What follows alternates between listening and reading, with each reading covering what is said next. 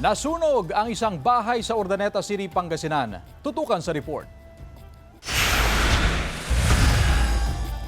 Kita sa videong ito ang paglamon ng apoy sa isang bahay sa barangay Nancayasan, Urdaneta City, Pangasinan bandang alas 9 ng gabi kahapon. Ayon sa may-ari ng bahay, nagtaka sila dahil kumikislap-kislap ang kanilang ilaw. Paglabas nila, nakita nilang nasusunog na pala ang kanilang bahay. Nagtataka kami, kumikislap-kislap po yung ilaw namin, nag-flickering.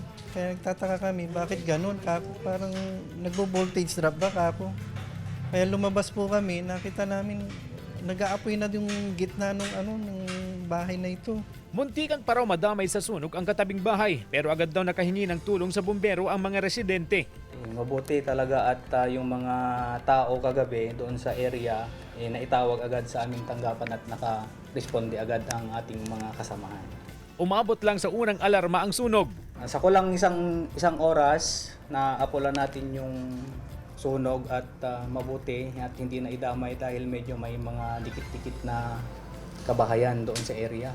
Nagpaabot na ng tulong ang CSWD sa mga nasunugan. Bibigyan din sila ng financial assistance. Okay naman po sir, kahit papano nakaligtas naman po yung mga nakatira po, mga kasambahay po namin.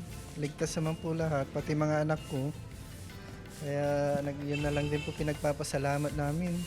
Patuloy ang investigasyon ng BFP para matukoy ang sanhi ng sunog at kabuuang danyo sa insidente. Kasama si Daryl Peralta, CJ Torida, One North Central Luzon.